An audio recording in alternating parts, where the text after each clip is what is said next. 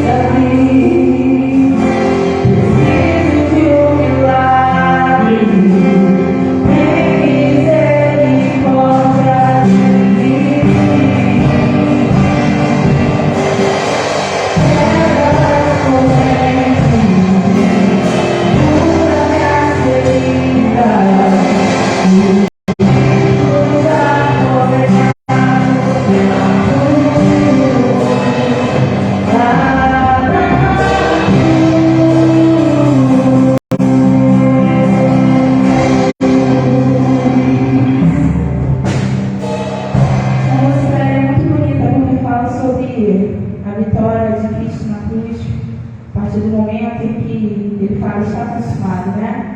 Todas as nossas dores, todas as nossas aflições foram levadas sobre ele lá na cruz. E a palavra de Deus diz que depois de 3 dias ele ressuscitou. Eu acredito que isso é um motivo de alegria para todo cristão, saber que aquele que nos salvou é aquele que está vivo, que ressuscitou, está vivo e um dia voltará para nos buscar. Então, você que nós vamos cantar agora uma música de júbilo, que fala que ele ressuscitou. Então, vamos adorar o nosso Deus? Amém?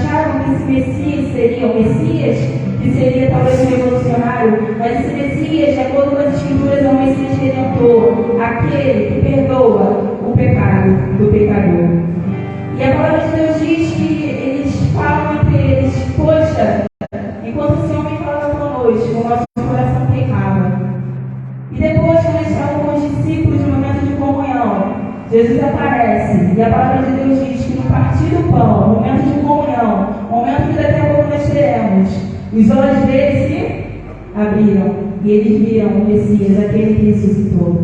Então, Então, eu queria te convidar a cantar essa música como uma oração. Talvez você não saiba ela toda, mas a parte que você souber, que você cante com todo o seu coração, porque nós estamos aqui como igreja para falar que Jesus morreu, Ele ressuscitou, e no nosso momento de comunhão, nós iremos ver a face, nós iremos ver a manifestação desse Salvador. Amém?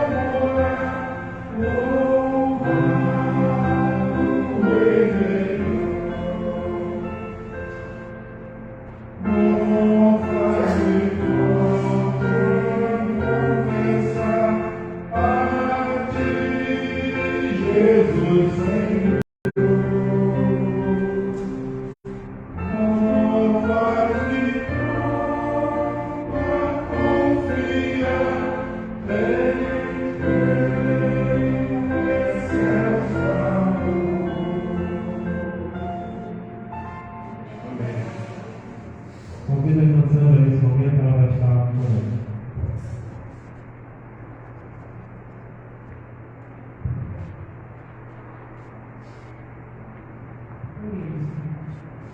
Senhor glorioso, nós estamos aqui, meu Pai, mais uma noite em tua presença e estamos te agradecendo, Senhor, por tudo que o Senhor tem feito em nossas vidas.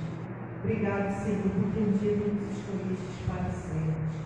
Sabemos, Senhor, e reconhecemos a nossa inutilidade diante da tua obra, mas também ousamos te clamar. O Senhor possa nos capacitar, meu Pai, nos dar forças para falarmos do teu evangelho aos crentes tão perdidos nesta terra. Perdoa, Pai, nossos pecados, que a palavra que o pastor vai nos dar daqui a pouco entre como flecha de valente em nossos corações. E que nunca, Senhor, nunca mesmo nós diminuamos a nossa fé nas tuas promessas. Ajuda-nos, Senhor, a ser servos fiéis a ti, pois só tu tens a palavra de vitória. Em nome de Jesus Cristo nós louvamos, clamamos e já te agradecemos. Amém. Amém. Convido a igreja mais uma vez a se colocar de pé, como está louvando o Senhor com o hino número 15 no nosso composição. Esse é o momento do ofertório. Você que tem a oportunidade nesse momento de adorar a Deus com seus dízimos, com a sua oferta. Hino de número 15 do cantor cristão, que tem como título Exultação.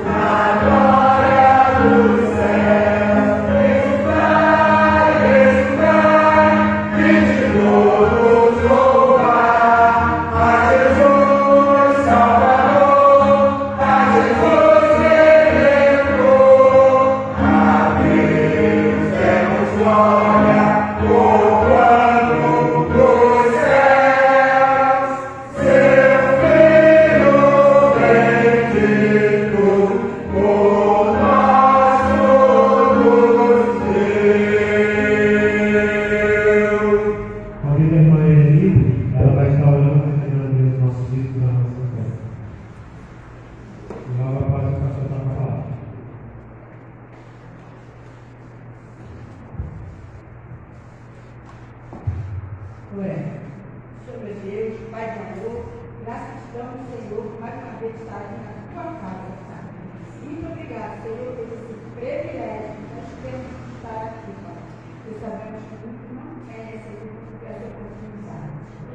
Pai, eu muito obrigado pelas ofertas que foram depositadas na tua casa, Pai. Pai, abençoa cada um que contribuiu, abençoa aqueles que não puderam contribuir, abençoa todos, Pai, que nem vieram na igreja porque tiveram um possível. O Senhor sabe cada um de nós, Senhor. O Senhor conhece o nosso coração. Muito obrigado por Jesus ter morrido na cruz do Calvário para perdoar os nossos pecados, Senhor. Muito obrigado por poder ter o Senhor como nosso Deus e Jesus como nosso Salvador. Se eu te peço, te agradeço em nome do teu filho amado Jesus Cristo, porque foram meus pecados. Amém. Pode sentar, igreja, pode sentar. A palavra está falando mais uma vez sobre a cantata de Páscoa para as crianças, vai ser dia 16 de abril, sem ser domingo agora, dia 8, será próximo, dia 16 de abril, será a cantata. As crianças elas vão ensaiando toda sexta, quarta e domingo, eles estão fazendo vários ensaios, né? Acabei com isso. E para a gente arrecadar fundos para ornamentação, ajudar na questão da camiseta, que a gente vai fazer uma camiseta também, a gente está fazendo um sorteio de uma cesta. Um número é R$3 e 2 números R$5. Então, por favor, irmãos, se vocês puderem contribuir, nos ajudem, porque nós estamos com pouco dinheiro em caixa, né? Estamos precisando de dinheiro para fazer um bem para o nosso Deus, né?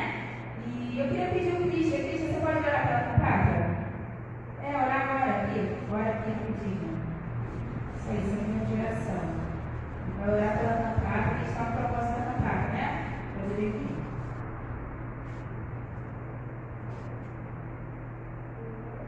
Muito obrigada por tudo. Muito obrigado pela oportunidade. Obrigado pela cantata, né? Que a gente vai ensaiar na quarta, na quinta, sexta, domingo. E a cantata está muito bonita. E a gente esforça. Amém. E eu não sei, posso passar a palavra do Nathanael? Nathanael, falando do passeio dia 27.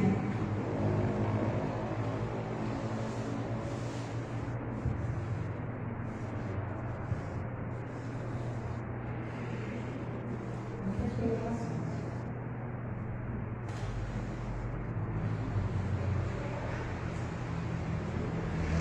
Boa noite, igreja. Temos aqui o nosso passeio já está agendado. Vai ter contato com o CIS e com a empresa de ônibus. Nosso passeio será no dia 27 de maio, último sábado, no CIS Família Unida 2, que fica em Santa Cruz da Serra, Rio de Caxias. O valor do passeio é R$45, R$30 como o preço do ônibus, e a entrada do CIS. Crianças de até 5 anos não pagam, e crianças de 6 a 10 anos pagam metade. Os irmãos que quiserem almoçar lá, tem que são R$30. O irmão que levar o seu alimento está liberado. Só que ele tem que comprar lá. Agora, o senhor tem esse mês todo e até dia 20 de maio os irmãos pagar o passeio. A horário de saída até a segunda hora é às 7 horas da manhã da porta da igreja e retornaremos às 17 horas. Então, o irmão que interessar no passeio pode estar ligando o nome e vamos dinheiro. Tá bom? Eu já falei com o pastor também que eu consultei a dona do sítio e tinha que dar uma de churrasco. Só não, fica à vontade. Se quiser fazer um churrasco lá, vocês podem fazer. Aí fica cada um nosso churrasco fazer, mas tem um critério nosso. Tá bom? Vamos orar pelo nosso pastor. Obrigado.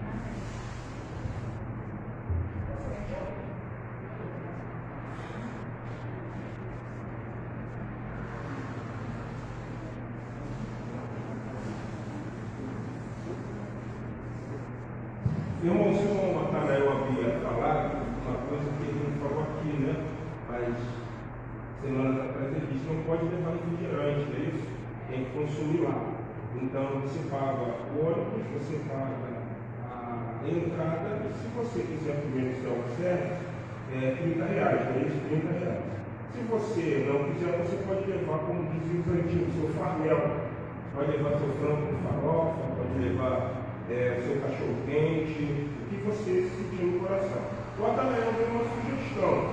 Eu achei plausível a sugestão. O último passeio que nós fizemos, o que aconteceu? Foi feito um churrasco. Então fez-se churrasco e na hora todo mundo inteiro comeu, todo mundo almoçou. Então se vocês acharem viável estar fazendo um churrasco, né, Natanael? Nós também podemos fazer, porém o refrigerante nós compraremos lá. Então o que nós podemos fazer? Quando for comprar o refrigerante, provavelmente vai ter de 2 litros, não tem? É isso que eu estava pedindo, pastor. Comprar de 2 litros. Então, se a gente comprar algumas PETs de 2 litros ali, na hora do almoço, você pode almoçar e tomar refrigerante à vontade. Não deixe de não. Dia 27 de maio. Então, 7 horas da manhã, já deu o seu nome para Natanael, vende sorvete, vende palha, vende quebra-queixo, vende um monte de coisa, mas não deixe de ir ao passeio. Outra coisa muito importante, irmãos, a seminarista Isabela, né? Agora seminarista tem que chamar assim. Quando acaba o seminário, você não sabe o que você vai ser. Mas enquanto isso, você é seminarista de teologia. Ela falou sobre a cantata das crianças. Então, irmãos, temos ali, foi uma doação da Marise, que é cunhada da irmã Sandra, esposa do irmão Jorge, que sempre está aqui conosco. Ela sempre, todo ano, você perceber, no mês de março e abril, ela sempre agracia a igreja com uma cesta. Essa cesta está sendo direcionada para quê? Para as crianças. Para quê? Cantata de Natal. Então, R$3, eu acredito que não é pesado, não é pesado. Você pode ajudar, você pode contribuir para que consigamos, comprar as camisas, Noemi? E fazer outras coisas que envolvam, que esteja envolvendo, melhor dizendo, a cantata de quê? De Páscoa das crianças. Irmãos, vamos nesse exato momento compartilhar um texto da palavra do Senhor. Eu quero convidar você a abrir a sua Bíblia no livro de 1 Coríntios, capítulo de número 11, quando Paulo dá a instrução sobre a ceia do Senhor. Na eclesiologia batista, nós não trabalhamos ceia como um sacramento. Por isso que você vai pegar o catolicismo apostólico romano, chamando de santa o quê? Santa ceia. Casamento, sacramento, a ceia, aquela perspectiva da consubstanciação, da consubstanciação de luteranos, acreditando na presença mística. As igrejas batistas, elas vão usar ou trabalhar a ceia naquilo que o apóstolo Paulo, sobre a orientação do Senhor, ele diz, quando ele fala, fazer isso em memória de mim. Então, nas igrejas batistas, nós celebramos um memorial chamado Ceia do Senhor. E por que nós celebramos isso? Nós celebramos porque a perspectiva da celebração da ceia traz para nós algumas coisas que são extremamente importantes. Primeira, é que Jesus morreu por nós, levando sobre o seu corpo os nossos pecados, conforme a profecia de Isaías 53. Segunda coisa bem interessante, quando Jesus morre e verte, derrama o seu sangue, a Bíblia diz que o sacerdócio mudou. Mudando o sacerdócio, muda-se também a lei. Hebreus ensina isso. Então não estamos mais diante de um sacerdócio arônico que estabelecia uma lei. Estamos debaixo de um sacerdócio, segundo Melquisedeque, que estabeleceu graça, dom e merecido. Então nós batistas acreditamos que a ceia é um memorial. Não otorga poder, não otorga virtude de maneira nenhuma. É uma das ordenanças deixada pelo nosso Mestre e Senhor Jesus Cristo. Como o batismo, uma ordenança bíblica. Vocês vão batizar e aqueles que forem batizados, eles estão ingressando dentro de uma comunidade de fé. Os batistas defendem também uma coisa muito importante dentro dessa ordenança que é o batismo. O batismo não salva. Se uma pessoa aceita Jesus e ela não tem a oportunidade de descer as águas batismais, a Bíblia diz que para entrar no céu é necessário crer em Jesus como seu único e suficiente Salvador. Então isso é muito importante. E por que falar disso? Quando você estuda a eclesiologia batista, você vai aprender algumas coisas. Nós até pecamos, eu muitas vezes peco também nisso. É que quando surgem os batistas, alguns vão defender o oriundo de um pastor chamado Williams, que era um congregacional que chega em inglês, que era congregacional que chega aos Estados Unidos da América, e ali alguns vão defender a ideia de que vai surgir os que rebatizavam. Por isso, a terminologia batista são os que batizam. Tanto é que hoje não é tão vigente. Mas quem é cristão aqui no Rio de Janeiro sabe de uma coisa. Quando você chegava numa igreja batista e você veio oriundo de outra denominação, você tinha que ser o quê? Batizado. Ah, não, pastor, é aceito por aclamação. A eclesiologia explica o que é aclamação. Só há aclamação dentro de uma comunidade batista quando você faz um pedido de carta e a carta vai extraviar-se. Você faz o segundo pedido de carta, a carta não vem, então é recebido por aclamação. Isso é a aclamação. Muitos pastores, é óbvio, recebem pessoas de outra denominação por aclamação. Mas a aclamação não é recebimento de uma pessoa de outra denominação. Os batistas eram conhecidos como aqueles que rebatizavam. E por que rebatizar? Porque se você estudar a história cristã, você vai pegar algumas denominações de tradição, de historicidade, que batizavam crianças recém-nascidas. Então, quando há essa reforma, que nós estamos chamando de uma reforma protestante, os batistas vão surgir e eles vão começar a difundir a necessidade e a compreensão que para ser batizado, você precisa ter a compreensão do que seja o batismo. Você precisa morrer para o mundo e o quê? Ressuscitar para Deus. Batismo, dentro das igrejas batistas, não é uma coisa de fanfarrice. Batismo é o ato público da sua profissão de fé, de que você crê em Jesus como seu único e suficiente Salvador. E a partir do momento que você emerge nas águas batismais, você se torna uma nova criatura. Nós não batizamos por aspersão, porque acreditamos dentro do grego que a palavra batismo é baptizo.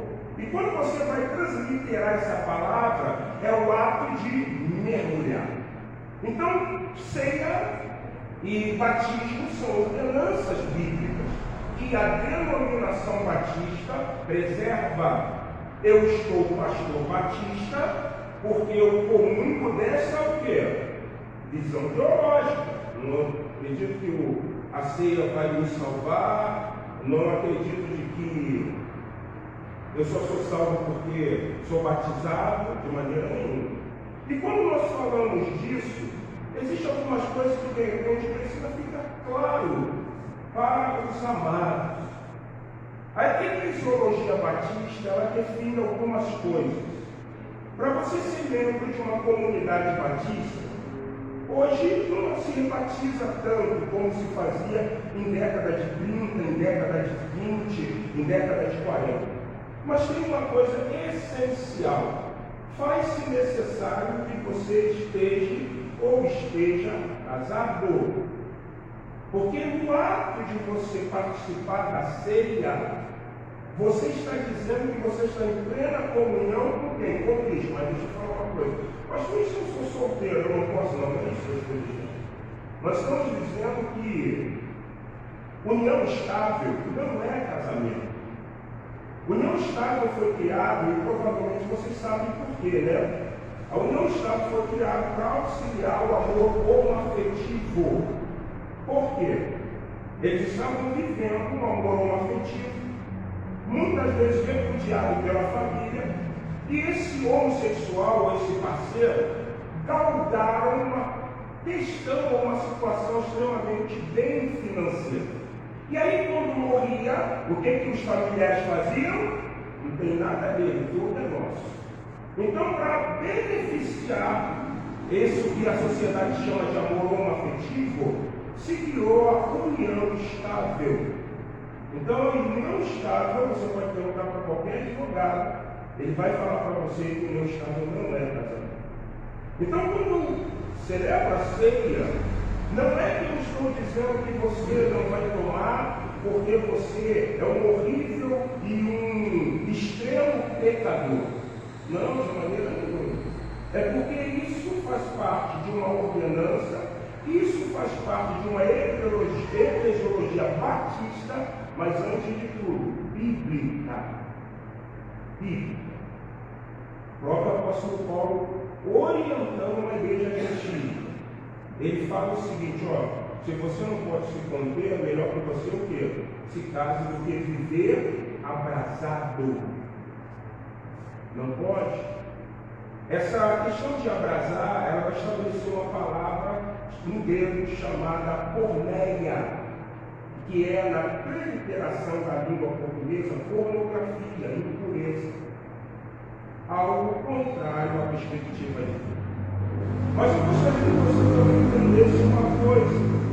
Pastor, então eu não posso participar, eu não posso comungar da fé, eu sou impuro, eu sou uma impura de maneira nenhuma. Não é assim. Sabe por que acontece essas coisas, irmãos? Porque existe uma coisa muito clara que precisa ser dita a você. O ser humano, ele tem um grande problema. E sabe qual é? Não saber usar a liberdade. Nós temos visto o cenário evangélico. E o que está acontecendo com o cenário evangélico? Eles estão corrompendo a graça de Deus. Estão corrompendo. Eles estão saindo da palavra, indo para situações que são situações extremamente do próprio homem, estabelecendo conceitos que vai dar margem ao quê? A desordem, gente. Isso é notório. Quando você estuda a filosofia, você vai ver isso na filosofia. Então, a igreja não está dizendo que você é um excomungado, uma excomungada, de maneira nenhuma. A igreja também não está falando para você uma coisa que alguns movimentos pecam.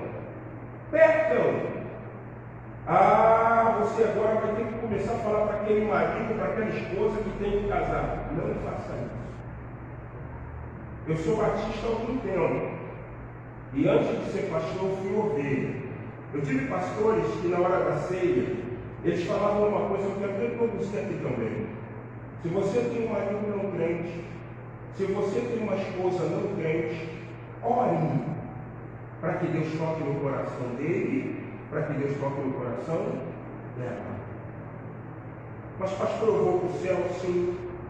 Porque para ir para o céu você tem que crer em quem? Em Jesus como seu único suficiente salvador.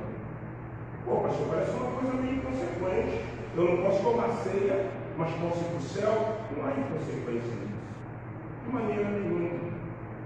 Não há, porque o que valida a salvação é crer em Jesus como seu único e suficiente salvador. O batismo não salva, como também a ceia não salva. O que a ceia estabelece nesse vínculo de ordenança é o seguinte: o que Paulo falou? Comei do corpo do pão que é dado por vós. Esse aí é o corpo de Cristo que levou os nossos pecados.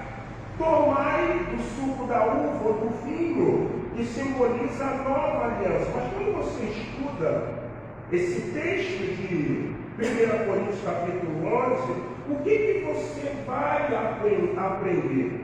É que você vai aprender que para tomar o mesmo pão e beber do cálice, você precisa estar em comunhão. Essa comunhão é eclesiástica, meu querido. Porque independente da comunhão que você tem com o Senhor, nesse momento aqui faz-se necessário a comunhão para que seja um só corpo. Um só corpo.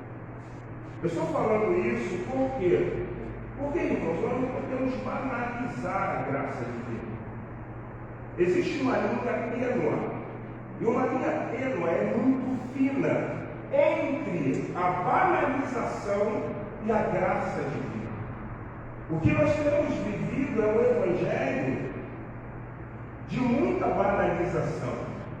Então Paulo, ele é agora o instrutor, o pedagogo, o ensinador, o didático, o mestre, o professor, para ele trazer algumas orientações à igreja de Corinto.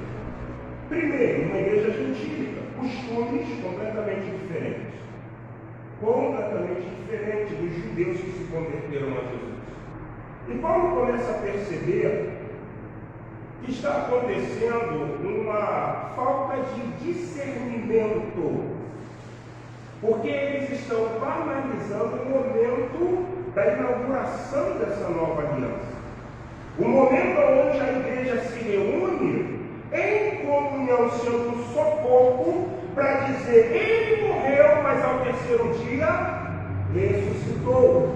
A ressurreição dele trouxe a absolvição dos nossos pecados.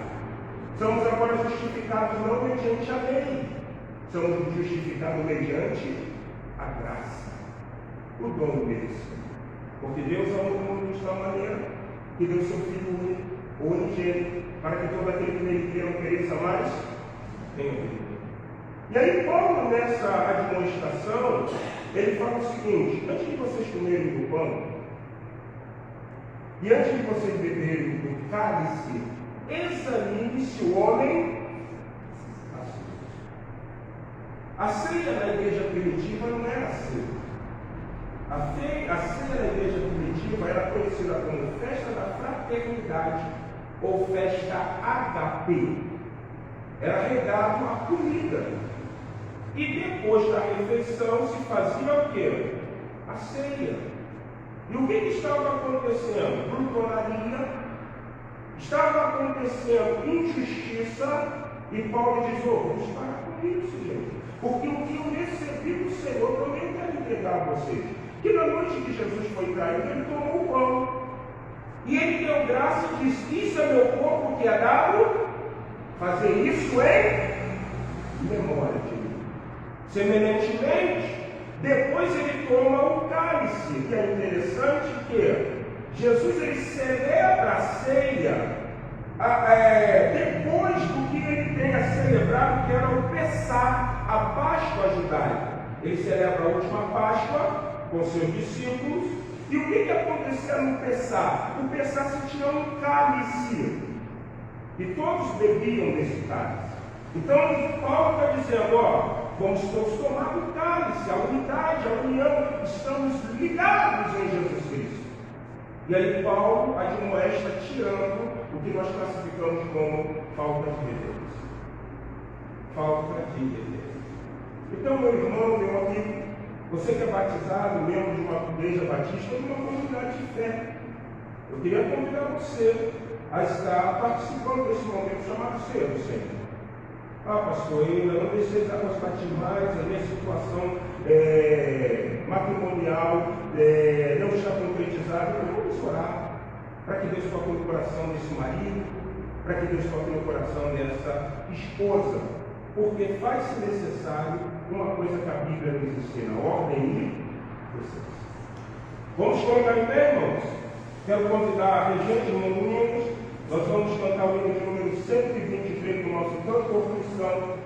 E enquanto estivermos cantando o hino de número 1, 2, 3 do cantor cristão, os diáconos estão chamados para esse serviço, à mesa do Senhor, e estarão distribuindo os elementos do pão e o vinho. Hino de número 123, Vinícius. Vamos lá, cadê os diáconos?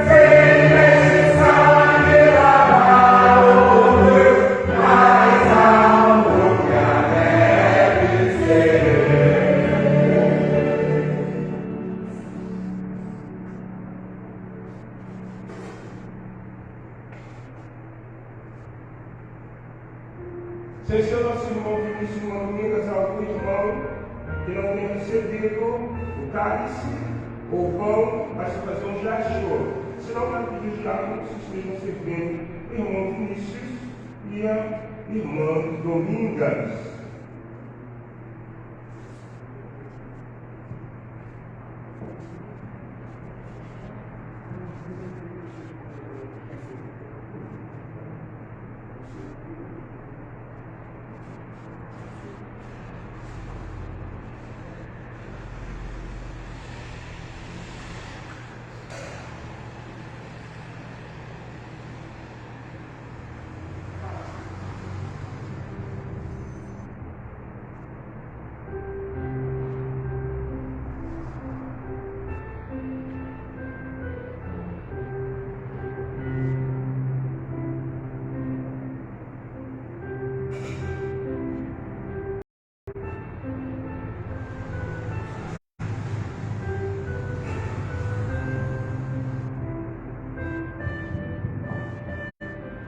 Meus irmãos, a palavra de Deus em 1 Coríntios, capítulo de número 11, verso de número 23, diz assim: porque eu recebi do Senhor o que também vos entreguei, que o Senhor Jesus, na noite que foi traído, ele tomou o pão, e tendo dado graça, partiu e disse: isso é meu corpo que é dado por vós, fazer isso em memória de mim. Antes que nós comemos o pão, vamos dar graça para o primeiro elemento de Atonisa Marcela, vai orar neste momento. Santo Deus, eterno Pai, que está dos céus, obrigado, Senhor, pelo teu grande sacrifício na cruz do Calvário, em favor, Senhor, de cada um de nós que estamos aqui. E nesse momento, Pai, nessa noite, estamos aqui relembrando, Deus, o teu grande sacrifício. Louvamos e exaltamos o teu nome, oramos o teu nome. Amém. Mediante a graça, comemos os comandos do primeiro elemento do pão.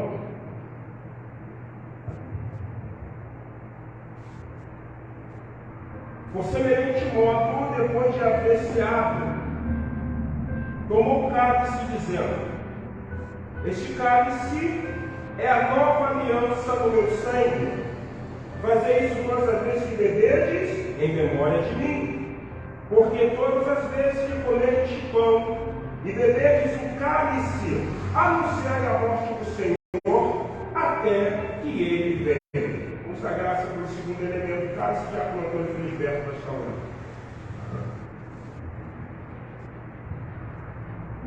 Deus eterno, Pai, agradecido pela oração, Senhor, Sim, pela Pai. oportunidade que tu nos dá. Amém, Jesus. Nós estamos participando, Senhor. Glória a Deus. Pedimos para que purifica-nos, nos guarde comigo de tudo que Em nome de Jesus. Em nome de Jesus.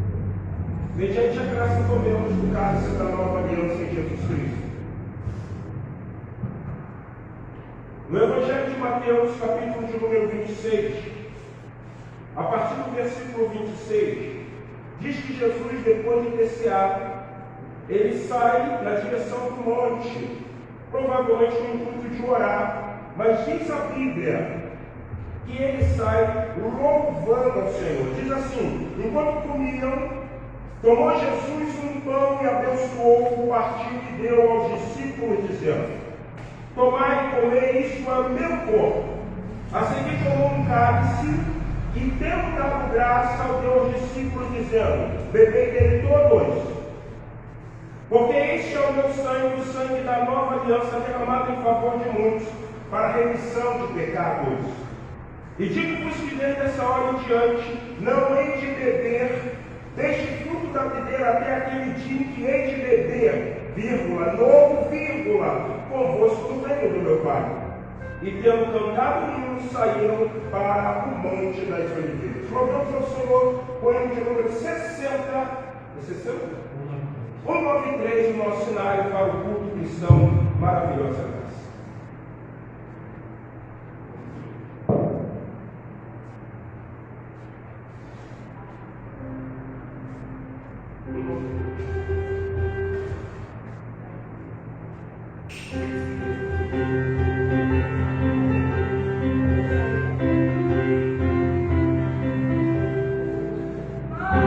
Amém.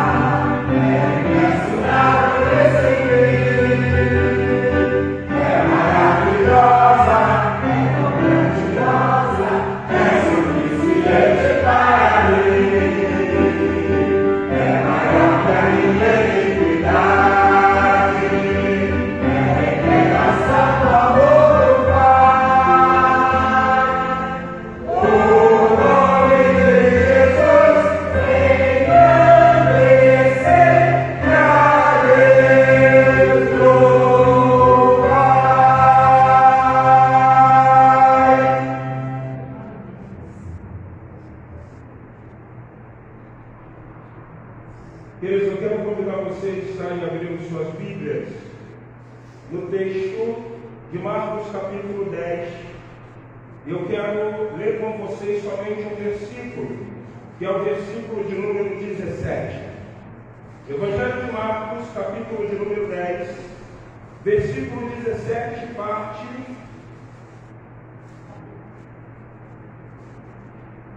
Marcos 10, 17. E pondo-se Jesus a caminho, correu um homem ao seu encontro, e ajoelhando-se, perguntou-lhe: Bom mestre, que hei de fazer para herdar a vida eterna? A igreja poderia ler em uma única sua voz? E pondo-se a caminho, correu para ele um homem, o qual se ajoelhou diante dele e lhe perguntou: Bom mestre, que farei para herdar a vida eterna? Deus, em nome de Jesus, obrigado pelo momento desse memorial chamado ceia, quando deixamos transparecer a comunhão que temos com o Senhor. Agora toma esse momento de reflexão da tua palavra e abençoa-nos poderosamente em nome de Jesus o Cristo. Amém. Amém. Você pode se assentar nesses 15 a 20 minutos que ainda nos resta de celebração. Eu queria, nesta noite, não ser prolixo com vocês, nem tanto me delongar, mas pensar um pouco sobre algo que acreditamos que sempre norteou a vida dos seres humanos. Você vai ver isso até mesmo em outras culturas, porque por mais que tenhamos divergências nos nossos pensamentos bíblicos a respeito das doutrinas vividas por alguns outros povos, uma coisa nos chama muita atenção, é que todos querem ter a perspectiva de estarem morando aonde? No céu. Todos querem desfrutar de uma vida que é uma vida classificada como sendo uma vida eterna. E nesse texto que nós vamos trabalhar com vocês nessa noite, eu queria justamente pensar sobre o tema: o que é a vida eterna? O que é a vida eterna? Será que nós já estamos desfrutando da vida eterna? Ou a vida eterna ela só é desfrutada a partir do momento que você morre, e aí você é levado ao paraíso, onde diz que existe um homem que cuida, e esse paraíso, uma palavra persa, um jardim cercado de muro, e ali nós vamos ter como referência o que Jesus disse para aquele ladrão: hoje mesmo estarás comigo nesse paraíso. Então é só a partir do momento que entramos no sono, que não é um sono eterno, até porque ressuscitaremos, aí começamos a desfrutar, ou aí começamos a viver a vida eterna. A Bíblia vai deixar claro que não, de maneira nenhuma. Porque quando você abre a sua Bíblia, no Evangelho de João, capítulo de número 17, olha o que João, na narrativa do Evangelho, ele vai ensinar. João, capítulo 17, versículo de número 3. João 17,3 diz assim: e a vida eterna é esta. Olha a definição. Primeiro, que te conheçam a ti, o único Deus verdadeiro, e a Jesus Cristo a quem tu enviaste. Então nós temos aí a maior definição para o que é a vida eterna. A vida eterna está enquadrada, ou está estabelecida, em três aspectos que nesta noite nós gostaríamos de compartilhar com você. Mas antes de compartilhar esses aspectos, eu gostaria de dizer que aquele que crê no Senhor Jesus como seu único e suficiente Salvador já está desfrutando de vida eterna. Pastor Jonas Celestino, mestre na língua grega, ele deixava isso extremamente claro para nós nas aulas do Novo Testamento, que aquele que crê em Jesus como seu único e suficiente Salvador já desfruta de vida eterna. Por quê? Primeiro, ele conheceu Deus. Segundo, ele sabe que Deus é verdadeiro. E terceiro, o Deus que ele conheceu, que é verdadeiro, enviou o quê? O seu Filho. Isso é uma coisa notória para cada um de nós. Nós entendemos, que Deus, ele é o portador de toda a verdade. Nós entendemos que ele é o único Deus, e nós cremos que ele mandou um Filho nascido de mulher, para que estivesse morrendo por mim e por você, para que nós, por intermédio dessa verdade, estivéssemos já desfrutando de vida eterna. A vontade de Deus nessa noite para cada um de nós, em especial para aqueles que ainda não tiveram um encontro com o Senhor Jesus, passe a viver a vida eterna. No texto de Marcos, capítulo 10, versículo 17, o que me chama a atenção é que no Evangelho tanto de Mateus, ou como no Evangelho de Lucas, você vai ver um subtítulo estabelecido como o mancebo de qualidade. Um homem que provavelmente deveria ser um judeu. E por que ele deveria ser um judeu? Porque quando ele indaga ao didático, ao mestre, ao Senhor e Salvador Jesus Cristo, bom mestre, o que é necessário fazer para ter vida eterna? Você vai ver que Jesus vai refutar algumas coisas. A primeira, ele vira e diz: não me chama de bom, porque bom é o Pai. E vocês perceberam que agora ele vira-se e ele faz a pergunta para aquele judeu, e ele tem certeza absoluta que ele guardava a lei ou mandamento. Tem que guardar os mandamentos.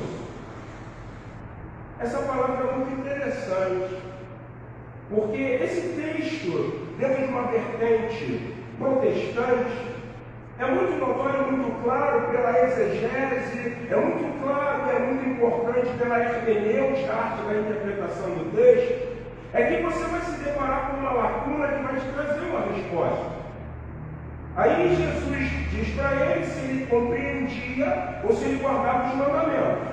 E ele falou assim: o seu guarda desde não matarás, não roubarás, não dirás falso testemunho, honra teu pai e tua mãe, e assim sucessivamente. Mas vocês lembram o que Jesus disse? Te falta uma coisa. No mundo protestante, nós vamos defender a ideia de que o que faltava para aquele homem, para que ele compreendesse a definição real de vida eterna, era um relacionamento com esse Deus único e verdadeiro. Só que existe uma coisa interessante na pergunta de um judeu para um outro judeu. De um judeu para um outro judeu. Vocês vão entender. Se ele é italiano passar um judeu, e ele vê aqui uma arca, Haron Habit, eles chamam de arca do concerto, arca da aliança. Ele nunca vai entrar. Nunca vai entrar. Porque todo judeu sabe que esse instrumento, que sumiu, Deus guardou para si, não vamos entrar nisso, ele nunca poderia ser conduzido ou tocado ou manuseado por um estrangeiro. Então, como é que nós vamos manusear uma coisa que é extremamente de cunho judaizante? Ele vai virar para você e vai falar assim: isso não podia estar aqui. Porque a lei, ela traz regras. E com certeza ele vai usar o exemplo de usar. Você sabe o que aconteceu com usar? Eu sei, a arca estava sendo conduzida por carros de animais. Usar pelo zelo, a arca balança para um lado e para o outro, parece que vai cair, e ele vai tocar na arca. A Bíblia diz que usar o quê? Morreu. Ele vai dizer assim: sabe por que usar morreu? Porque a lei dizia que ninguém podia tocar na arca. Então, como vocês querem tocar nisso? Aí eu volto numa coisa daqui, no que Jesus estava trabalhando com aquele morreu. Tu conhece o Shema? Jesus não estava preocupado se ele conhecia a lei mosaica. Jesus estava preocupado se ele conhecia o grande mandamento. A lei judaica ou a lei mosaica em decálogo, é claro, é óbvio que ele está dizendo que isso ele tem observado, ele tem guardado. Ele não fala Corbã, se provavelmente a mãe dele é uma viúva e o bem está empenhado no templo para que ele não agisse. Não é bom meu pai e minha mãe. Então eles sabiam que era o decálogo. Mas a pergunta de Jesus não era a respeito se ele conhecia o decálogo, os 10 mandamentos, é se ele conhecia o Shema. Vocês sabem o que é Shema? É o que Jesus perguntou: tem guardado o mandamento? Abra sua Bíblia em Deuteronômio 6. E isso era um mandamento que Jesus esperava que aquele mancebo de qualidade estivesse guardando, ou aquele jovem rico. Deuteronômio capítulo 6, versículo de número 4, olha o que diz a palavra de Deus.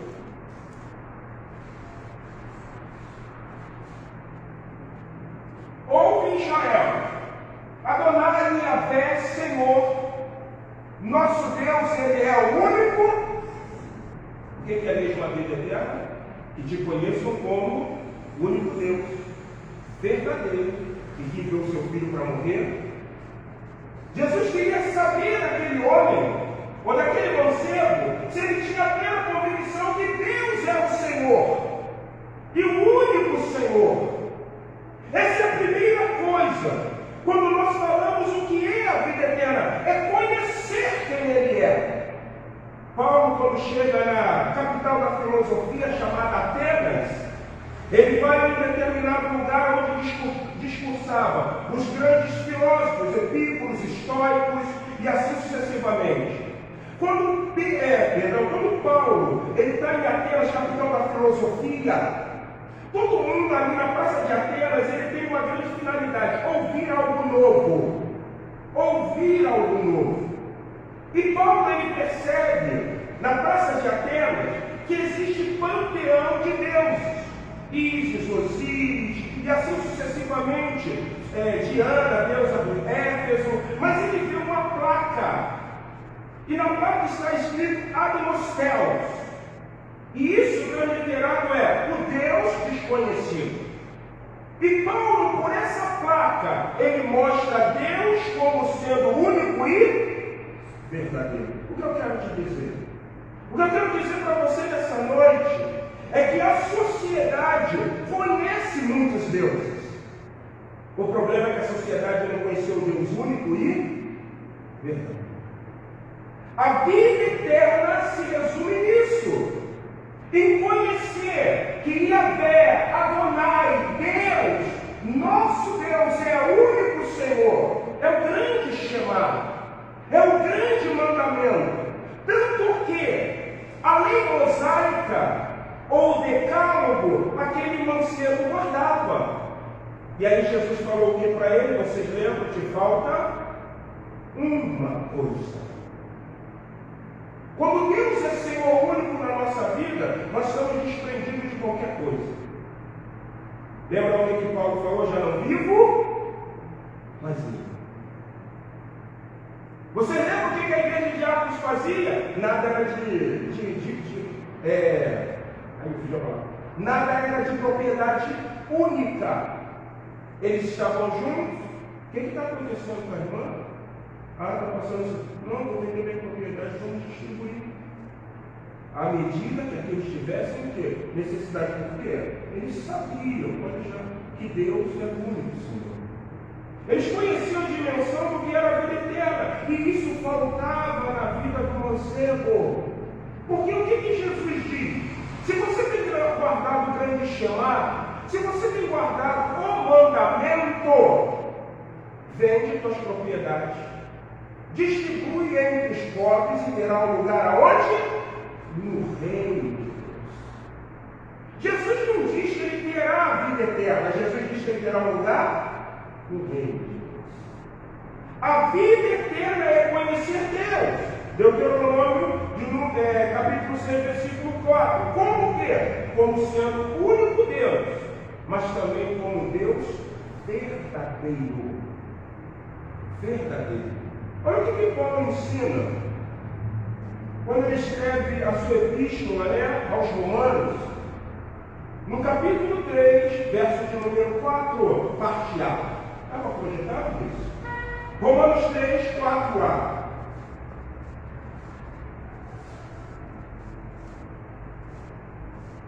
De maneira nenhuma, sempre seja Deus o quê?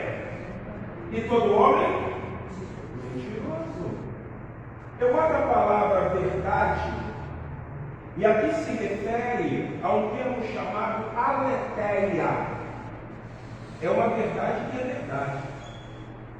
Deus é o único Deus, porque Ele é uma verdade. Vocês lembram lá que o próprio Evangelho de João, ele deixa latente para nós, no capítulo 8, verso de número 32, conhecereis a verdade, e a verdade vos libertará. Se você quer ter a vida eterna, você precisa compreender qual é o mandamento. O mandamento é que você precisa conhecer Deus como sendo o único Deus e também o único Deus verdadeiro. Eu tenho a obrigatoriedade de estudar, mesmo com 51 anos de idade. Eu tenho que estudar. Se eu não estudar, eu vou ficar obsoleto. Então eu não sei o que posso falar. E quando você começa a estudar, e se você estudar sobre seitas e religiões, você vai perceber uma coisa muito interessante quando você fala de seitas e religiões. Todas as religiões e todas as seitas têm o mesmo princípio, o surgimento de uma divindade. O surgimento de uma divindade. Quando você lê João capítulo de número 4, Jesus está à margem do poço, né? Ali, os samaritanos estão, uma mulher samaritana, perdão, está ali. Jesus fala com uma mulher samaritana, e aquela mulher acreditava que o Monte Gerizim é o monte, né, da bênção da maldição, que era o lugar correto de adoração, porque era o monte onde os samaritanos adoravam. E Jesus fala o seguinte: não é nem em Jerusalém e nem no Gerizim, porque Deus, ele está à procura de adoradores. Adoradores tais que adoram o quê? Em espírito e em verdade. Porque na história do cristianismo, você não encontra o surgimento de Deus. Você encontra Deus sendo manifesto. Por isso que Ele é um Deus o quê? Verdadeiro. Você não entendeu? Sim. Quando Deus se manifesta extremamente para um povo chamado hebreu, ou hebreus, o que Ele faz? Ele permite que esse povo desça ao... Poderíamos falar, né, que o Egito era a grande potência dos reis, a medicina, né, você já viu o símbolo da medicina? Aquela cobra assim, é egípcio aquilo ali, porque se defende que a medicina começou aonde? No Egito. O embalsamento, né, do corpo, a riqueza, a visão do faraó pós-morte, ele acreditava que ele ia ressuscitar. Você estudando a história de JK, ele acreditava ser a reencarnação de um faraó. Tanto é que ele funda Brasília, no centro, né? E aí você vai entender esse contexto por causa dessa história. E não sei de quantos em quantos anos, mas tem um período que o Sol ele se posiciona e fazia a mesma coisa que fazia nos túmulos do faraó, ilumina o sepulcro de JK. Ele dizia ser a reencarnação de um faraó que agora me fugiu a memória. Isso não é história de cristão, não, é de arqueólogo. Ela que estava contando isso, que teve pesquisa. Então Deus, ele é extremamente verdadeiro. E aí Deus manda o povo para o Egito. E Deus agora vai se revelar ao seu povo. De que forma? Quando você pega o Antigo Testamento, você vai aprender uma coisa muito interessante. Os deuses, eles eram cultuados em família. Cultuado em família. Você vai ver que Raquel tinha um ídolo. Lembra disso? Desde exemplo? Você vai se deparar com alguns judeus ou alguns israelitas que eram idólatras. O que começou a acontecer? O povo era extremamente nômade. Abraão era um nômade, só que ele não era idólatra. Ele sai de um povo idólatra e vai para uma terra que Adonai, o Senhor, vai mostrar. Só que quando povo nômade saía de um lugar, ele também levava quem? O seu Deus. O que começou a acontecer? Na cidade, no povoado, tinha um panteão de quê? De deuses. Aí o que os povos começaram a fazer? Nós precisamos ter o nosso Deus. Então, quando Deus se manifesta, ele quer deixar extremamente claro aos povos e a Israel que esse Deus, que não tem uma história de surgimento, porque ele é espírito, ele é mais o quê? Poderoso. E aí ele começa a mandar as pragas. E as pragas que Deus mandou estavam relacionadas à divindade na onde? No Egito. Qual foi a última praga? A morte do primogênito. Faraó era uma divindade. Era um Deus. Os imperadores romanos eram divindades. Morreu o imperador, solta a pomba, ele está indo para o céu, queimando, subindo a fumaça que está sendo queimado no seu corpo. Quando Deus mata o filho de Faraó, Faraó liberta o povo, não foi porque Deus mandou. Faraó liberta o povo porque ele vai usar uma coisa que nós sempre usamos, raciocínio. Se eu deixar esse povo aqui, eles vão falar que o Deus dele é mais do que poderoso. E eu vou provar isso para vocês mostrar que é historinha. Quando o Faraó manda o povo embora, o que Deus faz com o Faraó mesmo? Alguém lembra? Oi? Endurece o coração do Faraó. Então não foi, estou mandando embora o povo porque Deus mandou. Não. Ele sabia da realidade do que era o conceito de deuses verdadeiros. E ele está dizendo o seguinte: manda esse povo embora. Manda embora. Só que o texto diz: porém o Senhor endureceu o coração do Faraó.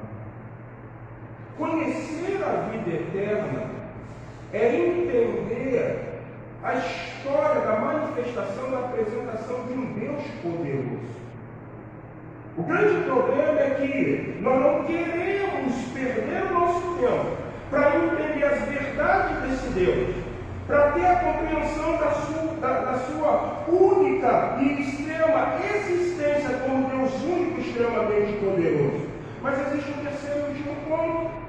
O que é a vida eterna? Conhecer Deus como único Deus e verdadeiro Deus, e aí o mais importante, acreditar que ele enviou um filho chamado quê? Jesus Cristo. Sabe por que o homem vai ser condenado?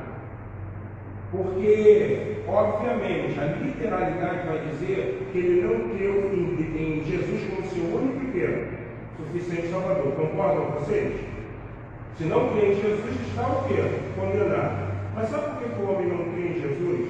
Porque a Bíblia diz que ele está fazendo Deus o quê? Mentiroso. Seja todo homem o quê? Mentiroso. Mas Deus sempre o quê? Verdadeiro. O diabo está cegando o entendimento do homem, para que o homem compreenda a verdade divina. Deus amou o mundo de tal maneira que deu seu Filho unigênito, para que todo aquele que nele crê não pereça, mas tenha. Deus enviou Jesus Cristo. Isso não é uma história, isso é algo real. Atos capítulo 4, versículo 12, olha o que diz. Atos dos Apóstolos, capítulo de número 4, versículo de número 12. Vamos terminar. E nenhum outro há salvação, porque também debaixo do céu nenhum outro nome há dado entre os homens pelo qual devemos ser. Você entende o versículo? A gente não vai trabalhar aqui a existência de 3 céus, nós vamos trabalhar a existência de 7 céus. Mas o autor de Atos, Lucas, ele está ensinando o seguinte: que nenhum outro há salvação, porque também debaixo do céu, na terra, não existe outro nome pelo qual o homem possa ser o quê? Salvo. Você vai estar voltando o Buda. Ele não reconcilia o homem com Deus. Lao Tse não reconcilia o homem com Deus.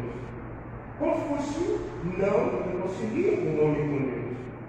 Outros grandes homens, Crisma não reconcilia o homem com Deus. O único que pode reconciliar o homem com Deus é Jesus. Então, quando eu entendo o que é a vida eterna, eu lembro que João, no capítulo 14, vai dizer: eu sou o caminho, a verdade e a vida. Ninguém vem ao Pai a não ser o único meio que você tem para estar novamente reconciliado com Deus, vivendo o grande mandamento, é Jesus Cristo. Só por Ele, só por intermédio dele. E aí acontece uma coisa interessante, irmãos, que é para mim conclusivo nesse sermão. O que está então acontecendo que tem dificultado a compreensão de que a vida eterna é conhecer Deus como o único Deus, como Deus verdadeiro, e que a compreensão de Jesus é o único e verdadeiro Salvador? Você está vivendo um momento de sociedade muito difícil, muito difícil. Em décadas passadas, a sociedade ela tinha um nível completamente diferente do nível que nós temos hoje. A sociedade do passado, ela era refém de enfermidades, ela era refém da indústria, ela era refém da economia e assim sucessivamente, muitos aspectos. Você não encontrava homens eruditos, conhecedores. Ingressava numa faculdade nos séculos passados os filhos dos doutores, dos senhores de engenho, dos que vieram como imigrantes do Brasil, trazendo uma fortuna da Europa, fazendo fortuna no Brasil, porque você vai perceber que isso aconteceu, é muito real, não precisa ser um historiador. Você vai ver que americanos, ingleses e outros mais, principalmente portugueses, eles vieram para o Brasil e eles construíram seu império. Um dia vocês estavam botando combustível num carro e parei ali no posto Shell, em frente ao UPA, ali na estrada do Otaviano, depois começou com o Barro Vermelho. E daqui a pouco chegou um senhor, aproximadamente, ele deveria ter na casa de uns 80 anos. Posto cheio, ele virou para mim e falou: é gás? Eu falei: não, é gasolina. Ele: então põe aqui. Vai gasolina, eu vou botar essa aqui. Power aqui é melhor para se usar. Ele: pô, é verdade, essa gasolina é boa. Eu falei: não, pode botar aqui para bico. Aí ele botou, é mais caro, mas a outra gasolina aditiva é melhor. Botou lá, aí eu falei: o senhor é português, né? Aí ele: sou. Quantos anos o senhor está no Brasil? Quantos anos? Cheguei semana passada de Portugal. E eu entrei na asneira de perguntar, sabe o que para ele? Se ele tinha vontade de voltar para Portugal. Quando eu perguntei isso para ele, sabe o que ele falou? Meu filho, eu sou português, amo Portugal, mas quem me fez rico foi o Brasil.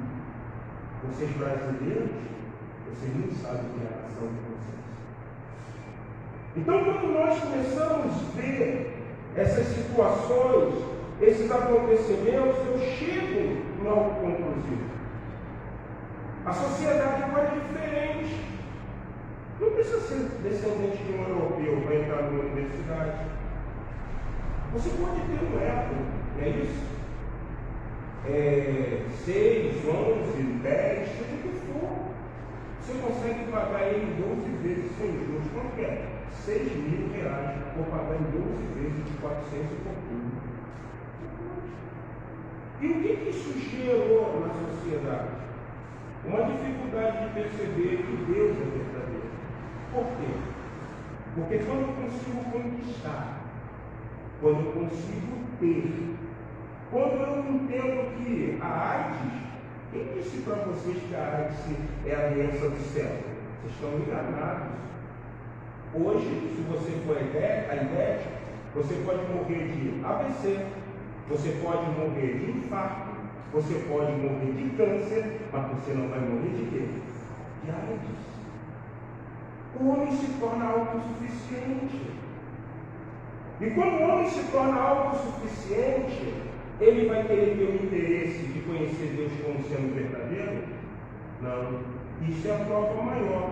Se você pegar um mapa do seu bairro do Rio de Janeiro, você vai entender algumas coisas muito real da religião no cenário do município, da nação e assim sucessivamente. Não vamos nem abranger campo político para não dar briga. Mas se você perceber, toda a igreja ela está no centro de um bairro. Pode ver isso. Quando ela não está no centro, ela está no lugar mais alto. Pode perceber isso. Falei do lugar, você vai lembrar da igreja Nossa Senhora da Penha, não é isso? Você vai ver sempre isso. Por que qual é a ideia? A ideia é assim. Deus ele precisa estar no centro. Pisar no pão?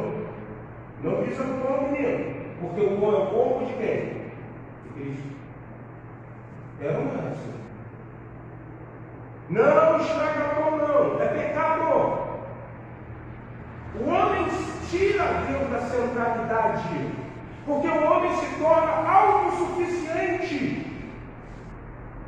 Ele começa a entender que as conquistas, ele começa a entender que o que ele tem galgado não vem mais de Deus, mas vem pelos seus próprios o quê? Méritos. O que nós temos hoje na sociedade? Nesse ano de 2023, você é aquilo que você quer o quê? É ou não é isso, gente? Você é o que você quer ser.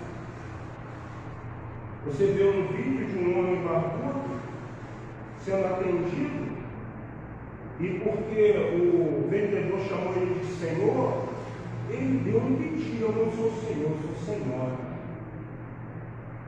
Você está com discriminação, porque ele entende que ele é um Senhor.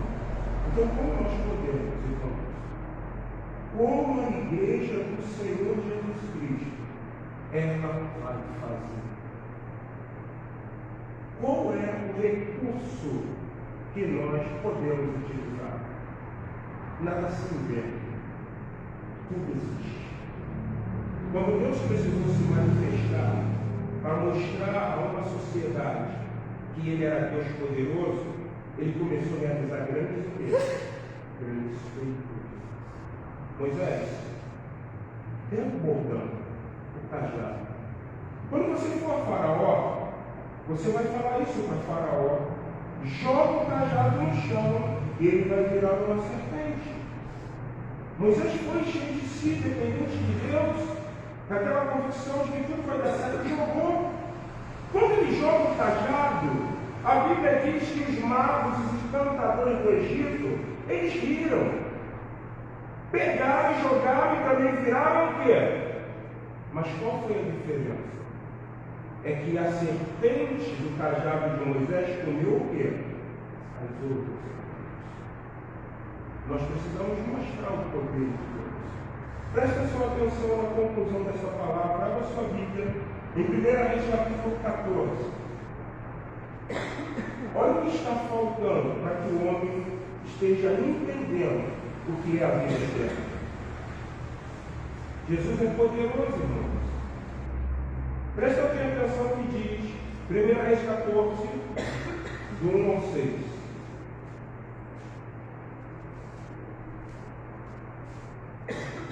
Eu vou estar lendo para nós estarmos finalizando o sermão. Eu tenho certeza que você vai entender. A profecia de Aías contra Jeroboão. Naquele tempo, apareceu Abias, filho de Jeroboão. Disse Jeroboão a sua mulher: levanta-te agora, disfarça-te, para que não conheça o que é a mulher de Jeroboão, que vai a Siló. Eis que lá está o profeta Aías, o qual, ao meu respeito, disse que eu seria rei sobre este povo. Leva contigo 10 pães, bolos e uma botija de mel, e vai ter com ele. Ele te dirá o que há de suceder a este menino. A mulher de Jeroboão assim o fez. levantou-se, foi a Siló, entrou na casa de Aías, o profeta. Aías já não podia ver, porque os seus olhos já se tinham escurecido, estava cego, por causa da sua velhice.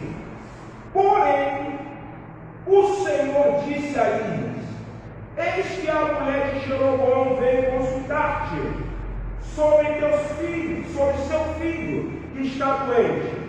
Assim e assim lhe falarás, porque ao entrar, fingirá ser outra mulher. Ouviu Aías o ruído dos seus pés, da mulher de Jeroboão, quando ela entrava pela porta. Olha o que Aías diz: entra a mulher de Jeroboão, por que finges assim? Pois estou encarregado de te dizer duras novas. Sabe quando é que o homem vai começar a acreditar na vida eterna, compreendendo que Deus é único, verdadeiro e é o que enviou o seu filho?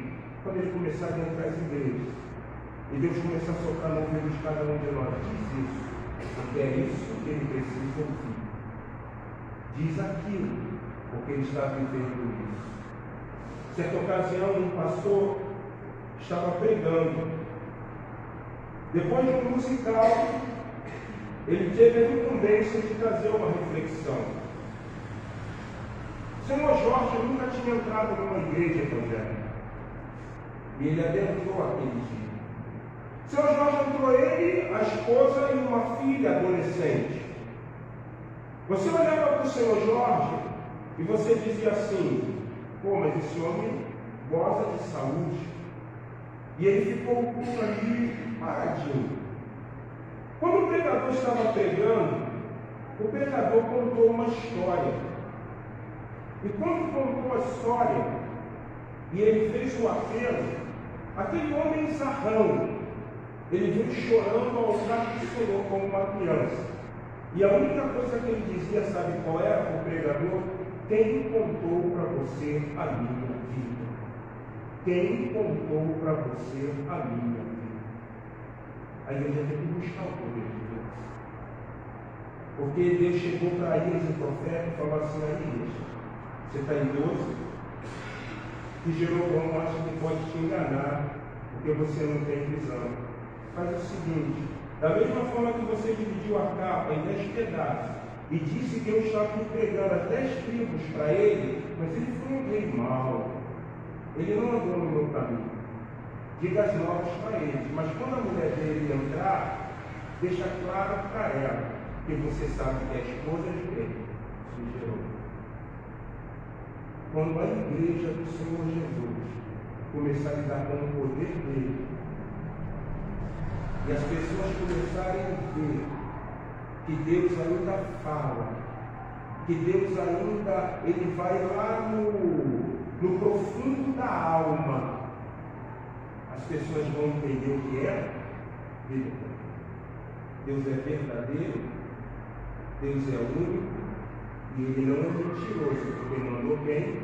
Jesus Cristo, para morrer. Quantos nessa noite estão predispostos a ser instrumento de Deus? Como profetas, como profetisas, cheios do poder, dizendo, agindo de uma forma simples. Pastor pregando, e daqui a pouco ele para o sermão e diz assim: Deus me disse nessa noite que ele vai gerar um filho. E é um filho homem, porque tem uma mulher que ela lamenta com lágrimas, porque o marido joga no rosto dela e ele diz assim: você não pode me dar um filho homem, você não pode me dar um filho homem. Eu quero chamar essa irmã aqui à frente.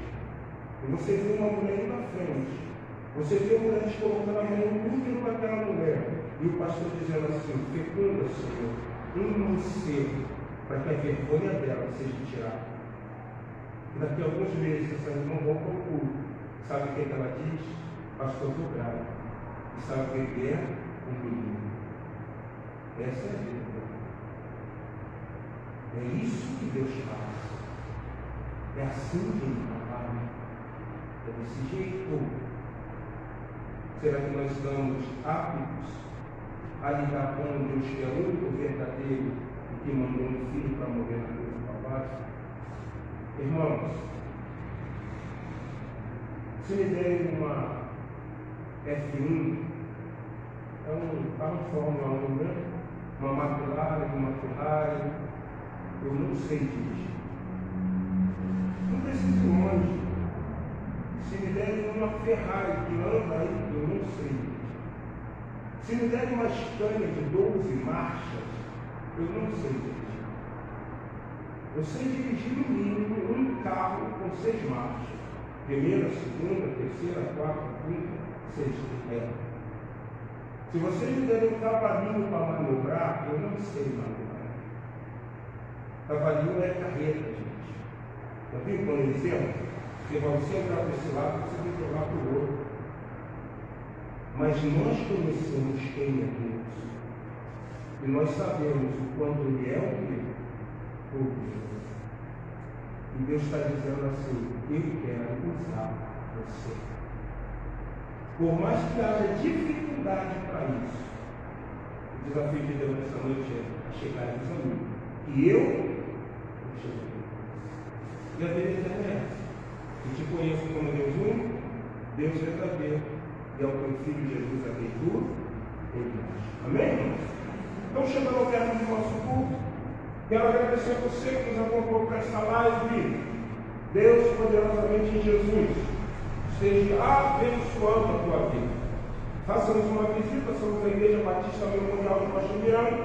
Estamos situados na Avenida Italianos, número 975. Quem não for em pé, vamos orar, agradecendo a Deus.